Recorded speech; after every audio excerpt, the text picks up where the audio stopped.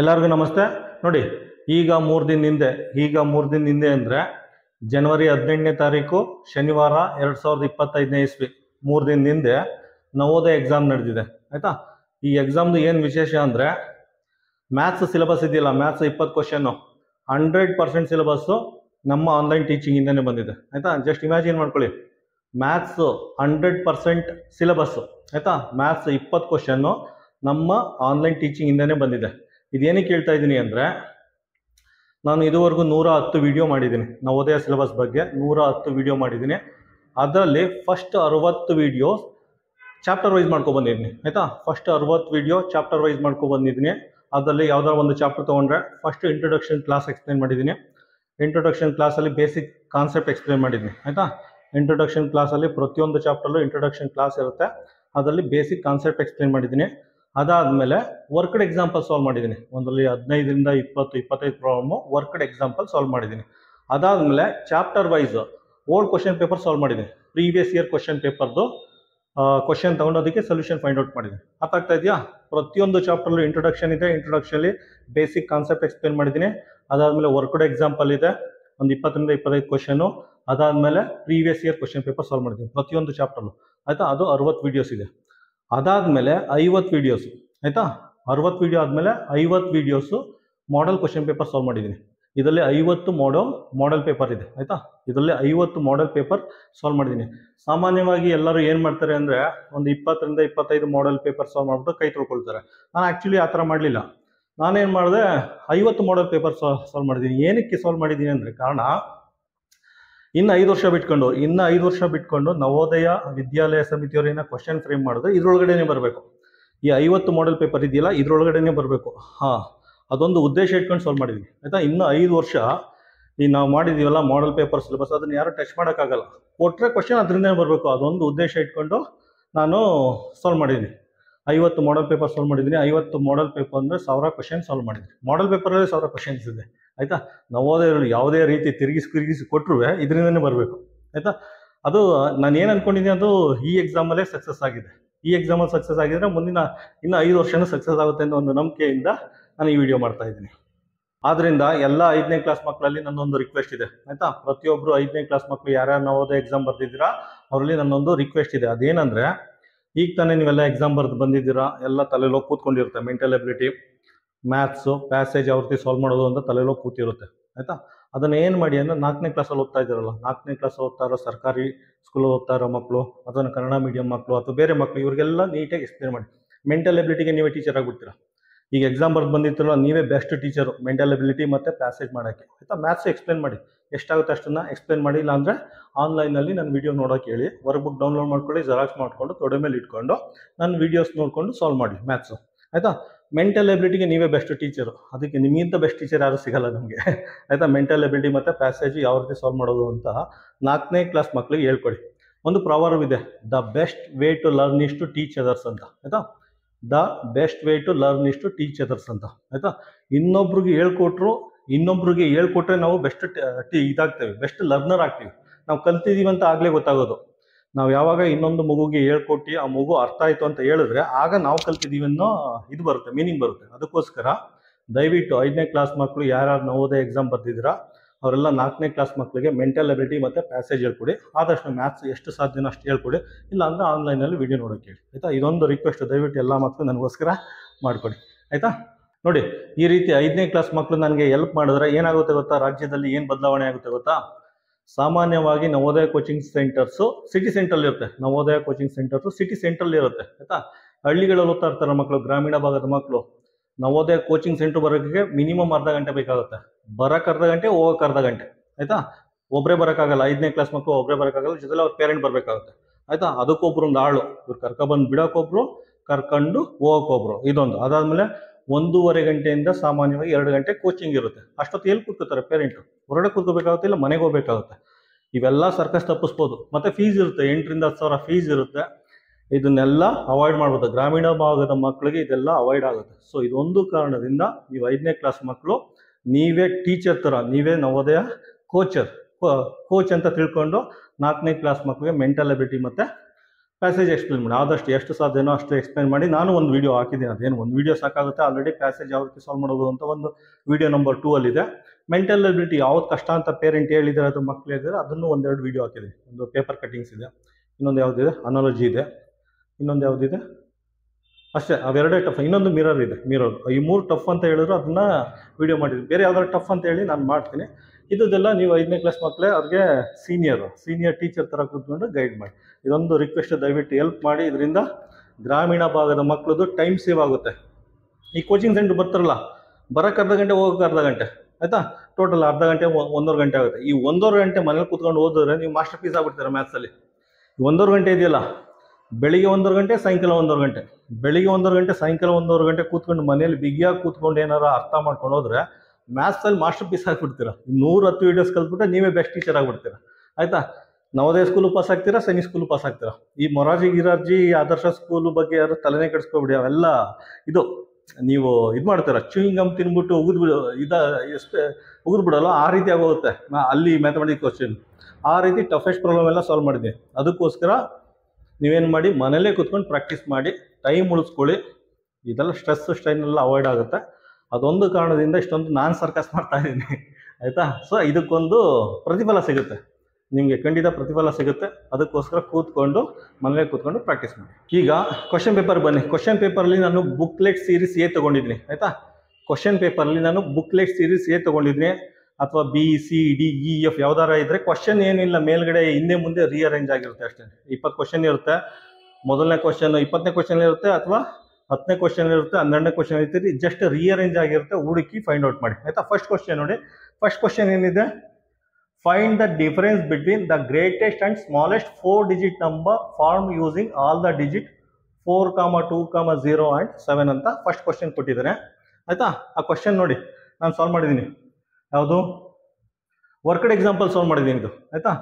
ಆ ಚಾಪ್ಟ್ರಲ್ಲಿ chapter number 1ನಲ್ಲಿ ವರ್ಕ್ಡ್ ಎಕ್ಸಾಂಪಲ್ ಸಾಲ್ವ್ ಮಾಡಿದ್ವಿ. ಕ್ವಶನ್ ನಂಬರ್ 25, ಆಯಿತಾ? ಅಲ್ಲೇ ಇದೆ ನೋಡಿ, ಅಲ್ಲೇ ಡಿಸ್ಪ್ಲೇ ಆಗ್ತಾ ಇದೆ. ಕೆಳಗಡೆ ನಾನು ಸಾಲ್ವ್ ಮಾಡಿರೋ ಬುಕ್ಲೆಟ್ ನಂಬರು ಮತ್ತು ಡೀಟೇಲ್ ಡಿಸ್ಪ್ಲೇ ಆಗ್ತಾ ಇದೆ. ಮೇಲ್ಗಡೆ ಕ್ವಶನ್ ಪೇಪರ್ ಡಿಸ್ಪ್ಲೇ ಆಗ್ತಾ ಇದೆ. ನವೋದಯ ಎಕ್ಸಾಮಲ್ಲಿ ಬಂದಿತ್ತಲ್ಲ, ಕ್ವಶನ್ ಮೇಲ್ಗಡೆ ಡಿಸ್ಪ್ಲೇ ಆಗ್ತಾ ಇದೆ, ಆಯಿತಾ? ಕ್ವಶನ್ ನಂಬರ್ 1 ನಾನು ಫಸ್ಟ್ ಚಾಪ್ಟರ್ಲಿ ವರ್ಕ್ಡ್ ಎಕ್ಸಾಂಪಲ್ಲಿ ಕಂಪ್ಲೀಟ್ ಮಾಡಿದ್ದೀನಿ. ಸೇಮ್ ಅಷ್ಟೇ, ಜಸ್ಟ್ ನಂಬರ್ ಚೇಂಜ್ ಮಾಡಿ ಕೊಟ್ಟಿದ್ದೀನಿ, ಅಲ್ಲೇ ಡಿಸ್ಪ್ಲೇ ಆಗ್ತಾ ಇದೆ, ಆಯಿತಾ? ನೆಕ್ಸ್ಟ್ ಕ್ವಶನ್ ಹೋಗ್ತೀನಿ. ಈಗ ಸೆಕೆಂಡ್ ಕ್ವಶನ್ ನೋಡಿ. ಸೆಕೆಂಡ್ ಕ್ವಶನ್ ಒಂದು ಅದ್ಭುತ ಇದೆ. ನಾನು ಮಾಡೆಲ್ ಪೇಪರಲ್ಲಿ ಏನು ಸಾಲ್ವ್ ಮಾಡಿದ್ದೀನಿ, ಡಿಟೋ ನಂಬರು ಚೇಂಜ್ ಮಾಡಿಲ್ಲ. ಏನು ತೆಗೆದು ಅದನ್ನೇ ಫೈನಲ್ ಎಕ್ಸಾಮಲ್ಲಿ ಕೊಟ್ಟಿದ್ದಾನೆ, ಆಯಿತಾ? ಅಲ್ಲಿ ಡಿಸ್ಪ್ಲೇ ಆಗ್ತಾ ಇದೆ ನೋಡಿ. In a question of division, if the divisor is 51, quotient is 16 and the remainder is 27, then the dividend is ಅಂತ ಫೈನಲ್ ಎಕ್ಸಾಮಲ್ಲಿ ಕೇಳಿದ್ದೇನೆ. ನಾನು ಅದೇ ಕ್ವಶನ್ನ ಮಾಡೆಲ್ ಪೇಪರ್ ಸೆಟ್ 11ರಲ್ಲಿ ಸಾಲ್ವ್ ಮಾಡಿಸಿದ್ದೀನಿ, ಆಯಿತಾ? ಕ್ವಶನ್ ನಂಬರ್ 12 ಬೇಕು ಅಂದರೆ ಡಿಸ್ಕ್ರಿಪ್ಷನ್ ಬಾಕ್ಸಲ್ಲಿ ಮಾಡೆಲ್ ಪೇಪರ್ದು ಲಿಂಕ್ ಇದೆ, ಡೌನ್ಲೋಡ್ ಮಾಡ್ಕೊಂಡು ಚೆಕ್ ಮಾಡಿ, ಆಯಿತಾ? ಮಾಡೆಲ್ ಪೇಪರ್ ಸೆಟ್ 11ರಲ್ಲಿ ಕ್ವಶನ್ ನಂಬರ್ 12ಅಲ್ಲಿ ಡಿಟೋ ಕ್ವಶನ್ ಸಾಲ್ವ್ ಮಾಡಿಸಿದ್ವಿ, ಆಯಿತಾ? ಈಗ ನೆಕ್ಸ್ಟ್ ಕ್ವಶನ್ ಹೋಗೋಣ. ಕ್ವಶನ್ ನಂಬರ್ 3 ನೋಡಿ. ಕ್ವಶನ್ ನಂಬರ್ 3ಅಲ್ಲಿ ಫೈನಲ್ ಎಕ್ಸಾಮಲ್ಲಿ ಏನು ಕೊಟ್ಟಿದ್ದಾನೆ ಅಂದರೆ ಪ್ರೈಮ್ ಫ್ಯಾಕ್ಟರೈಸೇಷನ್ ಆಫ್ 90s ಅಂತ ಕೊಟ್ಟಿದ್ದಾನೆ, ಆಯಿತಾ? ನಾನು ಅದೇ ರೀತಿ ಕ್ವಶನ್ ಕೊಟ್ಟಿದ್ದೀನಿ, ಜಸ್ಟ್ ನಂಬರ್ ಚೇಂಜ್ ಆಗಿದೆ ಅಷ್ಟೇ, ಆಯಿತಾ? ಮಾಡೆಲ್ ಕ್ವಶನ್ ಪೇಪರ್ ಸೆಟ್ 15 ಅಲ್ಲಿ ಜಸ್ಟ್ ನಂಬರ್ ಚೇಂಜ್ ಇದೆ, ಸೇಮ್ ಕ್ವಶನ್ ರಿಪೀಟ್ ಆಗಿದೆ ಅಷ್ಟೇ, ಆಯಿತಾ? ಈಗ ನೆಕ್ಸ್ಟ್ ಕ್ವಶನ್ ಹೋಗ್ತೀನಿ. ಕ್ವಶನ್ ನಂಬರ್ 4 ನೋಡಿ. ಕ್ವಶನ್ ನಂಬರ್ 4ಅಲ್ಲಿ ಫೈನಲ್ ಎಕ್ಸಾಮಲ್ಲಿ ಯಾವ ರೀತಿ ಕ್ವಶನ್ ಕೇಳಿದ್ದಾನೆ, ನಾನು ಯಾವ ರೀತಿ ಮಾಡೆಲ್ ಪೇಪರ್ ಕ್ವಶನ್ ಸಾಲ್ವ್ ಮಾಡಿಸಿದ್ದೀನಿ ಅನ್ನೋದು ಅಲ್ಲಿ ಡಿಸ್ಪ್ಲೇ ಆಗ್ತಾ ಇದೆ. ಅವನೇನು ಕೇಳಿದ್ದಾನೆ ಅಂದರೆ which of the following is always a factor of every prime number ಅಂತ ಕೇಳಿದ್ದಾನೆ. ನಾನು ಯಾವ ರೀತಿ ಸಾಲ್ವ್ ಮಾಡಿಸಿದ್ದೀನಿ ಅಂದರೆ question number 7 model question paper set 33 ಅಲ್ಲಿ ಏನು ಕೇಳಿದ್ದಾನೆ, which of the following statement is not true ಅಂತ ಕೇಳಿದ್ದಾನೆ. ಅದ್ರಲ್ಲಿ ನೋಡಿ first statement 1 is the factor of every number, ಆಯಿತಾ? ಅವನು ಫೈನಲ್ ಎಕ್ಸಾಂಪಲ್ ಕ್ವಶನ್ ನಂಬರ್ 4ಅಲ್ಲಿ ಏನು ಕೇಳಿದ್ದೀನಿ ಅದಕ್ಕೆ option A is the answer, correct answer, ಆಯಿತಾ? ಅಲ್ಲೇ ಇದನ್ನೆಲ್ಲ ನಾನು ಸಾಲ್ವ್ ಮಾಡ್ಬೇಕಾದ್ರೆ ಎಕ್ಸ್ಪ್ಲೇನ್ ಮಾಡಿದ್ದೀನಿ. ಸೊ ಮಕ್ಕಳೇನಾರ ಈ ಮಾಡೆಲ್ ಪೇಪರ್ ಸಾಲ್ವ್ ಮಾಡಿದ್ರೆ ಈ ಕ್ವಶನ್ನು ಜಸ್ಟ್ ಏನು 30 ಸೆಕೆಂಡ್ ಬೇಕಲ್ಲ, ಡೈರೆಕ್ಟ್ OMR ಶೀಟಲ್ಲಿ ಮಾರ್ಕ್ ಮಾಡಿರ್ತಾರೆ, ಆಯಿತಾ? ನೆಕ್ಸ್ಟ್ ಕ್ವಶನ್ ಹೋಗ್ತೀನಿ. ಈಗ ಕ್ವಶನ್ ನಂಬರ್ 5 ನೋಡಿ. ಕ್ವಶನ್ ನಂಬರ್ 5ಅಲ್ಲಿ ಫೈನಲ್ ಎಕ್ಸಾಮಲ್ಲಿ ಯಾವ ರೀತಿ ಕ್ವಶನ್ ಕೇಳಿದ್ದೇನೆ ಅಂತ ಅಲ್ಲಿ ಡಿಸ್ಪ್ಲೇ ಆಗ್ತಾ ಇದೆ, ಆಯಿತಾ? ಆ ರೀತಿ ಕ್ವಶನ್ನು ನಾನು ಸುಮಾರು ಮಾಡೆಲ್ ಪೇಪರಲ್ಲಿ ಸಾಲ್ವ್ ಮಾಡಿದ್ದೀನಿ. ನೋಡಿ, ನಿಮ್ಗೆ ಎಕ್ಸಾಂಪಲ್ ಬೇಕು ಅಂದರೆ ಮಾಡೆಲ್ ಕ್ವಶನ್ ಪೇಪರ್ ಸೆಟ್ 2 ಅಲ್ಲಿ ಅದೇ ರೀತಿ ಪ್ರಾಬ್ಲಮ್ ಸಾಲ್ವ್ ಮಾಡಿದ್ದೀನಿ. ಅದೇ ರೀತಿ ಸುಮಾರು ಮಾಡೆಲ್ ಪೇಪರಲ್ಲಿ ಈ ರೀತಿ ಕ್ವಶನ್ ಸಾಲ್ವ್ ಮಾಡಿದ್ದೀನಿ, ಆಯಿತಾ? ಇದು ನಮಗೆ ಒಂದು ಬಲವಾದ ನಂಬಿಕೆ ಇತ್ತು, ಈ ರೀತಿ ಕ್ವಶನ್ ಕೇಳ್ತಾನೆ ಅಂದ್ಬಿಟ್ಟು. ಇವನ್ ಕ್ವಶನ್ ಪೇಪರ್ ನಂಬರ್ 50 ಇದೆಯಾ, model question paper number 50 final exam paper ಅಂದ್ಬಿಟ್ಟು ಟೈಟಲ್ ಹಾಕ್ಬಿಟ್ಟು ಕೊಟ್ಟಿದ್ದೀನಿ, ಅದರಲ್ಲೂ ಈ ರೀತಿ ಕ್ವಶನ್ ಸಾಲ್ವ್ ಮಾಡ್ತೀನಿ, ಒಂದ್ಸಲ ಚೆಕ್ ಮಾಡಿ. ಕ್ವಶನ್ ನಂಬರ್ 6 ನೋಡಿ, ಫೈನಲ್ ಎಕ್ಸಾಮ್ ಅಲ್ಲಿ ಯಾವ ರೀತಿ ಕ್ವಶನ್ ಅಪಿಯರ್ ಆಗಿದೆ ಅಂತ ಡಿಸ್ಪ್ಲೇ ಆಗ್ತಾ ಇದೆ ಆಯ್ತಾ. ನಾನು ಸೇಮ್ ಡಿಟೋ ಪ್ರಾಬ್ಲಮ್ ನಾನು worked example chapter number 5 decimal worked example ಆ ರೀತಿ ಪ್ರಾಬ್ಲಮ್ ಸಾಲ್ವ್ ಮಾಡಿದ್ದೀನಿ. ಮತ್ತೆ ಇದರಲ್ಲೂ ಅಷ್ಟೇ ಮಾಡೆಲ್ ಪೇಪರಲ್ಲೂ ಅಷ್ಟೇ ಈ ರೀತಿ ಸುಮಾರು ಪ್ರಾಬ್ಲಮ್ ಸಾಲ್ವ್ ಮಾಡಿದ್ದೀನಿ ಆಯ್ತಾ. ಈಗ ನೆಕ್ಸ್ಟ್ ಕ್ವಶನ್ ಹೋಗೋಣ. ಕ್ವಶನ್ ನಂಬರ್ 7 ನೋಡಿ, ಕ್ವಶನ್ ನಂಬರ್ 7 ಅಲ್ಲಿ ಫೈನಲ್ ಎಕ್ಸಾಮ್ ಅಲ್ಲಿ ಆ ರೀತಿ ಕ್ವಶನ್ ಕೇಳಿದ್ದೀನಿ ಆಯ್ತಾ. ಎಕ್ಸಾಕ್ಟ್ ಡಿಟೋ ಪ್ರಾಬ್ಲಮ್ ನಾನು model question paper set 1 model question paper set 1 ರಲ್ಲಿ ಕ್ವಶನ್ ನಂಬರ್ 10 ನಲ್ಲಿ ಅದೇ ರೀತಿ ಪ್ರಾಬ್ಲಮ್ನ ಸಾಲ್ವ್ ಮಾಡ್ಸಿದ್ದೀನಿ ಆಯ್ತಾ. ಈಗ ನೆಕ್ಸ್ಟ್ ಕ್ವಶನ್ ಹೋಗೋಣ. ಕ್ವಶನ್ ನಂಬರ್ 8 ನೋಡಿ, ಕ್ವಶನ್ ನಂಬರ್ 8 ಅಲ್ಲಿ ಫೈನಲ್ ಎಕ್ಸಾಮ್ ಅಲ್ಲಿ ಯಾವ ರೀತಿ ಕ್ವಶನ್ ಕೇಳಿದರೆ ಅಂತ ಅಲ್ಲಿ ಡಿಸ್ಪ್ಲೇ ಆಗ್ತಾ ಇದೆ, ಅದೇ ರೀತಿ ಕ್ವಶನ್ ನಾನು ಮಾಡೆಲ್ ಕ್ವಶನ್ ಪೇಪರ್ ಸೆಟ್ 38 ಅಲ್ಲಿ ಕ್ವಶನ್ ನಂಬರ್ 7 ಅಲ್ಲಿ ಸಾಲ್ವ್ ಮಾಡಿಸಿದ್ವಿ ಆಯ್ತಾ. ನೆಕ್ಸ್ಟ್ ಕ್ವಶನ್ ಹೋಗೋಣ. ಕ್ವಶನ್ ನಂಬರ್ 9 ನೋಡಿ, ಕ್ವಶನ್ ನಂಬರ್ 9 ಅಲ್ಲಿ ಫೈನಲ್ ಎಕ್ಸಾಮ್ ಅಲ್ಲಿ ಯಾವ ರೀತಿ ಕ್ವಶನ್ ಕೇಳಿದೆ ಅಂದ್ಬಿಟ್ಟು ಅಲ್ಲಿ ಡಿಸ್ಪ್ಲೇ ಆಗ್ತಾ ಇದೆ. ಸೇಮ್ ನಾನು ಅದೇ ರೀತಿ ಕ್ವಶನ್ ನ model question paper set 34 model question paper set 34 ಅಲ್ಲಿ ಕ್ವಶನ್ ನಂಬರ್ 2 ಅಲ್ಲಿ ಸಾಲ್ವ್ ಮಾಡಿಸಿದ್ದೀನಿ. ಅಲ್ಲಿ ಏನ್ ಕೇಳಿದ್ದಾನೆ ಅಂದ್ರೆ ML ಕೇಳಿದ್ದಾನೆ ಫೈನಲ್ ಎಕ್ಸಾಮ್ ಅಲ್ಲಿ, ನಾನು ಲೀಟ್ರಲ್ಲಿ ಕೇಳ್ಬಿಟ್ಟು ಕ್ವಶನ್ ಫ್ರೇಮ್ ಮಾಡ್ಬಿಟ್ಟು ಸಾಲ್ವ್ ಮಾಡಿಸಿದ್ದೀನಿ. ಇಷ್ಟೇನೆ ಡಿಫ್ರೆನ್ಸ್ ಆಯ್ತಾ. ಜಸ್ಟ್ ಇದು ಮಾಡಿದ್ದೀನಿ, ಒಂದು ಸ್ವಲ್ಪ ರೀಫ್ರೇಸ್ ಮಾಡ್ಬಿಟ್ಟು ಕೊಟ್ಟಿದ್ದಾರೆ ಅಷ್ಟೇ ಆಯ್ತಾ.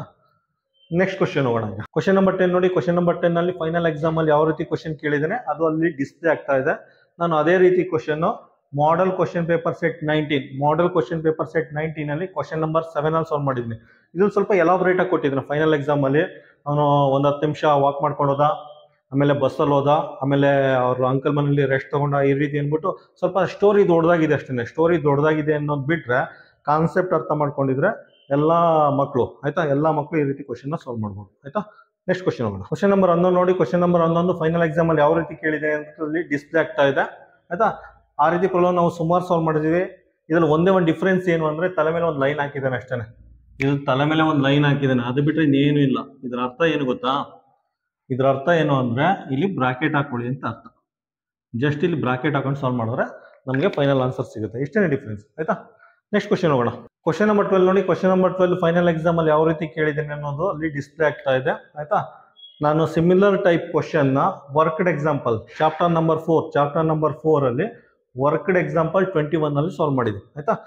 ಸಿಂಪಲ್ ಅದು ಲೈಕ್ ಫ್ರಾಕ್ಷನ್ ಸಬ್ಟ್ರಾಕ್ಷನ್ ಕೇಳಿದ್ದೇನೆ ಆಯ್ತಾ. ಲೈಕ್ ಫ್ರಾಕ್ಷನ್ ಸಬ್ಟ್ರಾಕ್ಷನ್ ಕೇಳಿದ್ದೇನೆ, ಆ ರೀತಿ ಸುಮಾರು ಪ್ರಾಬ್ಲಮ್ ಸಾಲ್ವ್ ಮಾಡಿದ್ವಿ ಆಯ್ತಾ. ಈಗ ನೆಕ್ಸ್ಟ್ ಕ್ವಶನ್ ಹೋಗೋಣ. ಕ್ವಶನ್ ನಂಬರ್ 13 ನೋಡಿ, ಕ್ವಶನ್ ನಂಬರ್ 13 ಅಲ್ಲಿ ಫೈನಲ್ ಎಕ್ಸಾಮ್ ಅಲ್ಲಿ ಯಾವ ರೀತಿ ಕ್ವಶನ್ ಕೇಳಿದ್ದೇನೆ ಅಲ್ಲಿ ಡಿಸ್ಪ್ಲೇ ಆಗ್ತಾ ಇದೆ ಆಯ್ತಾ. ಸಿಮಿಲರ್ ಪ್ರಾಬ್ಲಮ್ ಅಂದ್ರೆ ಲೈಕ್ ಫ್ರಾಕ್ಷನ್ ಅಡಿಷನ್ ಮತ್ತೆ ಸಬ್ಟ್ರಾಕ್ಷನ್, ಲೈಕ್ ಫ್ರಾಕ್ಷನ್ ಅಡಿಷನ್ ಮತ್ತೆ ಸಬ್ಟ್ರಾಕ್ಷನ್ ಅದೇ ರೀತಿ ಪ್ರಾಬ್ಲಮ್ ನಾನು ಚಾಪ್ಟರ್ ನಂಬರ್ 4 ಅಲ್ಲಿ ವರ್ಕ್ಡ್ ಎಕ್ಸಾಂಪಲ್ 18 ಅಲ್ಲಿ ಸಾಲ್ವ್ ಮಾಡಿದ್ವಿ ಆಯ್ತಾ. ಆ ರೀತಿ ಸುಮಾರು ಪ್ರಾಬ್ಲಮ್ ಸಾಲ್ವ್ ಮಾಡಿದ್ವಿ. Same just like fraction addition ಮತ್ತೆ ಸಬ್ಟ್ರಾಕ್ಷನ್ ಸೀರೀಸ್ ಆಫ್ ನಂಬರ್ ಕೊಟ್ಬಿಟ್ಟು ಸಾಲ್ವ್ ಮಾಡಿ ಅಂತ ಕೇಳಿದ್ದಾರೆ ಅಷ್ಟೇ ಆಯ್ತಾ. ನೆಕ್ಸ್ಟ್ ಕ್ವಶನ್ ಹೋಗೋಣ. ಕ್ವಶನ್ ನಂಬರ್ 14 ನೋಡಿ, ಕ್ವಶನ್ ನಂಬರ್ 14 ಫೈನಲ್ ಎಕ್ಸಾಮ್ ಅಲ್ಲಿ ಯಾವ ಕ್ವಶನ್ ಕೇಳಿದ್ದೀನಿ ಅದು ಅಲ್ಲಿ ಡಿಸ್ಪ್ಲೇ ಆಗ್ತಾ ಇದೆ.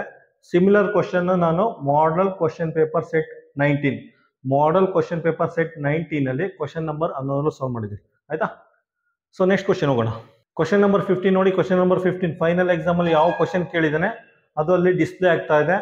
ನಾನು ಸಿಮಿಲರ್ ಕೈಂಡ್ ಕ್ವಶನ್ ಆಯ್ತಾ, ಸಿಮಿಲರ್ ಟೈಪ್ ಕ್ವಶನ್ ನ model question paper set 50 model question paper set 50 ಅದರಲ್ಲಿ ಕ್ವಶನ್ ನಂಬರ್ 12 ಸಾಲ್ವ್ ಮಾಡಿದ್ವಿ ಆಯ್ತಾ. ತುಂಬಾ ಈಸಿ ಐತೆ, ಸಿಂಪಲ್ ಅಡಿಷನ್ ಸಬ್ಟ್ರಾಕ್ಷನ್ ಕತೆ ಒಂದು ಸ್ಟೋರಿ ಕೊಟ್ಬಿಟ್ಟು ಕೇಳಿದ್ದೀನಿ ಅಷ್ಟೇ ಆಯ್ತಾ. ನೆಕ್ಸ್ಟ್ ಕ್ವಶನ್ ಹೋಗೋಣ. ಕ್ವಶನ್ ನಂಬರ್ 16 ನೋಡಿ, ಕ್ವಶನ್ ನಂಬರ್ 16 ಫೈನಲ್ ಎಕ್ಸಾಮ್ ಅಲ್ಲಿ ಯಾವ ಕ್ವಶನ್ ಕೇಳಿದೆ ಅದರಲ್ಲಿ ಡಿಸ್ಪ್ಲೇ ಆಗ್ತಾ ಇದೆ. ಅದೇ ರೀತಿ ಕ್ವಶನ್ ನಾನು model question paper set 40 model question paper set 40 ನಲ್ಲಿ ಕ್ವಶನ್ ನಂಬರ್ 17 ಕೇಳಿದ್ದೇನೆ. ಇವನು ಸ್ಕ್ವೇರ್ ಕೇಳಿದ್ದೇನೆ, ನಾನು ರೆಕ್ಟ್ಯಾಂಗಲ್ ಸಾಲ್ವ್ ಮಾಡಿಸಿದ್ದೆ ಆಯ್ತಾ. ಸೇಮ್ ಅದರಲ್ಲೇ ಇನ್ಸೈಡ್ ಬಂದ್ರೆ ಪಾತ್ವೆ ಒಂದು ಸ್ಕ್ವೇರ್ ಅಂತ ಇದ್ದು, ಆ ಸ್ಕ್ವೇರ್ ಅಥವಾ ರೆಕ್ಟ್ಯಾಂಗಲ್ ಇಟ್ ಡಸಂಟ್ ಮ್ಯಾಟರ್, ನಿಮಗೆ ಕಾನ್ಸೆಪ್ಟ್ ಗೊತ್ತಿದ್ರೆ ಸ್ಕ್ವೇರ್ ಆಗಿರ್ಬೋದು ರೆಕ್ಟ್ಯಾಂಗಲ್ ಆಗಿರ್ಬೋದು, ಈ ರೀತಿ ಸುತ್ತ ಪಾತ್ವೆ ಇದೆ ಆಯ್ತಾ. ಇದು ಪಾತ್ವೆ.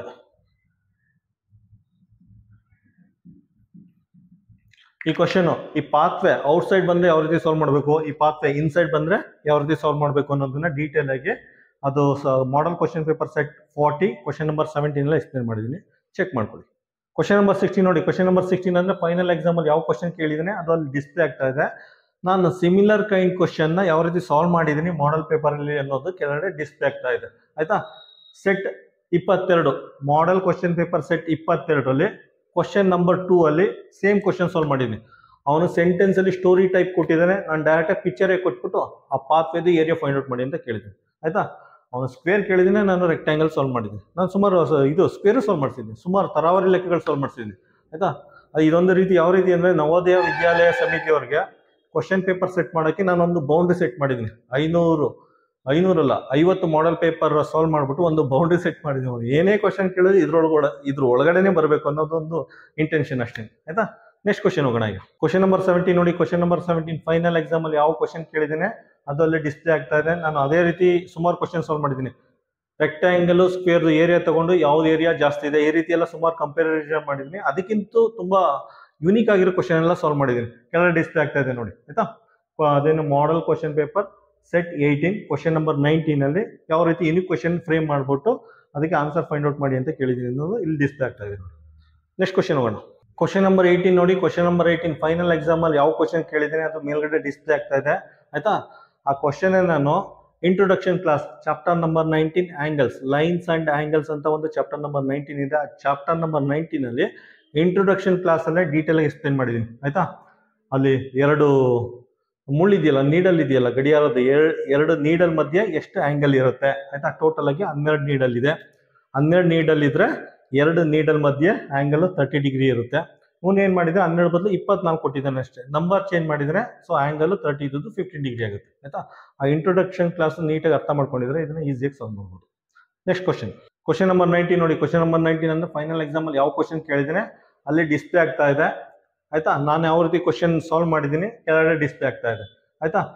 ಸಿಮಿಲರ್ ಟೈಪ್ ಕ್ವಶನ್ ನಾನು ಮಾಡೆಲ್ ಕ್ವಶನ್ ಪೇಪರ್ ಸಾಲ್ವ್ ಮಾಡಿದ್ದೀನಿ ಆಯ್ತಾ. ಅದು ಲೈನ್ಸ್ ಅಂಡ್ ಆಂಗಲ್ ಇದೆಯಲ್ಲ, ಲೈನ್ಸ್ ಅಂಡ್ ಆಂಗಲ್ ಅಲ್ಲಿ ಮಾಡೆಲ್ ಕ್ವಶನ್ಸ್ ಅಂತ ಒಂದಷ್ಟು ಸಾಲ್ವ್ ಮಾಡಿದ್ದೀನಿ. ಅದರಲ್ಲಿ ಕ್ವಶನ್ ನಂಬರ್ 15 ಕ್ವಶನ್ ನಂಬರ್ 16 ಅಲ್ಲಿ ಸಾಲ್ವ್ ಮಾಡಿಸಿದ್ವಿ ಆಯ್ತಾ. ಅವನೇನು ಕೇಳಿದ್ದಾನೆ 6 ಗಂಟೆ ಸಾಯಂಕಾಲ 6 ಗಂಟೆ ಯಾವ ಆಂಗಲ್ನ ರೆಪ್ರೆಸೆಂಟ್ ಮಾಡುತ್ತೆ ಅಂತ ಕೇಳಿದೆ. ನಾನೇನು ಮಾಡಿದ್ದೀನಿ, ಸರಳ ಕೋನವನ್ನು ಕೆಳಗಡೆ 4 ಆಪ್ಷನ್ ಕೊಟ್ಬಿಟ್ಟು ಟೈಮಿಂಗ್ಸ್ 4 ಆಪ್ಷನ್ ಕೊಟ್ಬಿಟ್ಟು ಅದರಲ್ಲಿ ಯಾವ ಟೈಮಿಂಗು ಸರಳ ಕೋನ ರೆಪ್ರೆಸೆಂಟ್ ಮಾಡುತ್ತೆ ಅಂತ ಕೇಳಿದ್ವಿ. ಇದೆಲ್ಲ ಸರ್ಕಸ್ ಎಲ್ಲ ಬೇಕೇ ಆಗಿಲ್ಲ. ನೀವೇನಾದ್ರು ಇಂಟ್ರೊಡಕ್ಷನ್ ಕ್ಲಾಸ್ ಅಲ್ಲಿ ನೀಟಾಗಿ ಅರ್ಥ ಮಾಡ್ಕೊಂಡಿದ್ರೆ ಈ ರೀತಿ ಎಷ್ಟೇ ಕ್ವಶನ್ ಕೊಟ್ಟರು ಸಾಲ್ವ್ ಮಾಡ್ಬೋದು ಆಯ್ತಾ. ನೆಕ್ಸ್ಟ್ ಕ್ವಶನ್ ನಂಬರ್ 19 ನೋಡಿ. ಸೇಮ್ ಕ್ವಶನ್ ಪುನಃ ರಿಪೀಟ್ ಮಾಡ್ತಾ ಇದ್ದೀನಿ. ಕ್ವಶನ್ ನಂಬರ್ 19 ಅಲ್ಲಿ ಫೈನಲ್ ಎಕ್ಸಾಮ್ ಅಲ್ಲಿ ಏನ್ ಕೇಳಿದ್ದೀನಿ ಅದು ಅಲ್ಲಿ ಡಿಸ್ಪ್ಲೇ ಆಗ್ತಾ ಇದೆ. ನಾನು ಇಂಟ್ರೊಡಕ್ಷನ್ ಕ್ಲಾಸ್ ಅಲ್ಲಿ ಸೇಮ್ ಆಯ್ತಾ ಟೈಪ್ ಆಫ್ ಆಂಗಲ್ ಅಲ್ಲಿ ಸ್ಟ್ರೈಟ್ ಆಂಗಲ್ ಅಥವಾ ಸರಳ ಕೋನ ಅಂದ್ರೆ ಏನು ಅಂದ್ಬಿಟ್ಟು ವಿತ್ ರಿಯಲ್ ಗಡಿಯಾರ ತಗೊಂಡು ಅದನ್ನ 6 ಗಂಟೆಗೆ ನಿಲ್ಲಿಸಿ ಅದನ್ನ ಎಕ್ಸ್ಪ್ಲೇನ್ ಮಾಡಿದ್ದೀನಿ. ಪೂರ್ತಿ ಕಾನ್ಸೆಪ್ಟ್ ಎಕ್ಸ್ಪ್ಲೇನ್ ಮಾಡಿದ್ದೀನಿ ಆಯ್ತಾ. ನೆಕ್ಸ್ಟ್ ಕ್ವಶನ್ ನಂಬರ್ 20 ನೋಡಿ. ಕ್ವಶನ್ ನಂಬರ್ 20 ಫೈನಲ್ ಎಕ್ಸಾಮ್ ಅಲ್ಲಿ ಯಾವ ಕ್ವಶನ್ ಕೇಳಿದ್ದೀನಿ ಅದು ಮೇಲ್ಗಡೆ ಡಿಸ್ಪ್ಲೇ ಆಗ್ತಾ ಇದೆ. ನಾನು ಯಾವ ರೀತಿ ಕ್ವಶನ್ ಸಾಲ್ವ್ ಮಾಡಿದ್ದೀನಿ ಅದು ಕೆಳಗಡೆ ಡಿಸ್ಪ್ಲೇ ಆಗ್ತಾ ಇದೆ ಆಯ್ತಾ. ಸೆಟ್ ನಂಬರ್ ಎಷ್ಟು? Set number 36 question number 20 display ಆಗ್ತಾ ಇದೆ ನೋಡಿ. ಗ್ರಾಫ್ ವಿಷಯದಲ್ಲಂತೂ ನಾನು ಎಷ್ಟು ತರಾವರಿ ಲೆಕ್ಕಗಳು ಸಾಲ್ವ್ ಮಾಡಿಸಿದ್ದೀನಿ ಅಂದರೆ ನಾನು ಮಾಡಿಸಿದ್ನಿಲ್ಲ. ಆ ಡಿಫಿಕಲ್ಟಿ ಲೆವೆಲ್ ರೀಚ್ ಆಗೋಕ್ಕೆ ನವೋದಯ ವಿದ್ಯಾಲಯ ಸಮಿತಿಯವ್ರಿಗೆ ಇನ್ನು 10 ವರ್ಷ ಬೇಕೇನೋ, ಅಷ್ಟು ಡಿಫಿಕಲ್ಟಿ ಲೆವೆಲ್ಲು ಡಿಫ್ರೆಂಟು ಯುನೀಕು ತರಾವರಿ ಲೆಕ್ಕಗಳು ಸಾಲ್ವ್ ಮಾಡಿಸಿದ್ದೀನಿ ಆಯಿತಾ. ಅದರಿಂದ ಮಕ್ಕಳು ಟೈಮ್ ವೇಸ್ಟ್ ಮಾಡದಂತೆ ಕೂತ್ಕೊಂಡು ಎಲ್ಲ ರೀತಿ ಪ್ರಾಬ್ಲಮ್ನು ಕಲ್ತ್ಕೊಳ್ಳಿ. ಆದ್ದರಿಂದ 5ನೇ ಕ್ಲಾಸ್ ಮಕ್ಕಳು ಯಾರು ನವೋದಯ ಎಕ್ಸಾಮ್ ಬರ್ದಿದ್ರೆ ಅವ್ರ ಹತ್ರ ಫೈನಲ್ ಆಗಿ ಏನು ರಿಕ್ವೆಸ್ಟ್ ಮಾಡ್ಕೋತಾ ಇದ್ದೀನಿ ಅಂದರೆ, a candle lightnings the other it loses nothing ಆಯ್ತಾ. ಒಂದು ದೀಪ ಇನ್ನೊಂದು ದೀಪನ ಹಚ್ಚಿದ್ರೆ ಅದಕ್ಕೆ ಏನೂ ನಷ್ಟ ಆಗಲ್ಲ. ಆದ್ರಿಂದ ದಯವಿಟ್ಟು 5ನೇ ಕ್ಲಾಸ್ ಮಕ್ಕಳು ಯಾರ್ಯಾರು ನವೋದಯ ಎಕ್ಸಾಮ್ ಬರ್ದಿದ್ದೀರಾ ಅವರೆಲ್ಲ ಮೆಂಟಲ್ ಅಬಿಲಿಟಿ ಮತ್ತು ಪ್ಯಾಸೇಜ್ನ 4ನೇ ಕ್ಲಾಸ್ ಮಕ್ಕಳನ್ನ ಟ್ರೈನ್ ಅಪ್ ಮಾಡಿ. ಅದರಲ್ಲೂ ಗ್ರಾಮೀಣ ಭಾಗದ ಮಕ್ಕಳು ಇದ್ದಾರಲ್ಲ, ಗ್ರಾಮೀಣ ಭಾಗದ ಮಕ್ಕಳು, ಕನ್ನಡ ಮೀಡಿಯಂ ಮಕ್ಕಳು, ಆ ಮಕ್ಕಳಿಗೆ ಮೆಂಟಲ್ ಅಬಿಲಿಟಿ ಮತ್ತು ಪ್ಯಾಸೇಜ್ನ ಟ್ರೈನ್ ಅಪ್ ಮಾಡಿ. ಇದು ನನ್ನ ಫೈನಲ್ ರಿಕ್ವೆಸ್ಟ್. Thank you.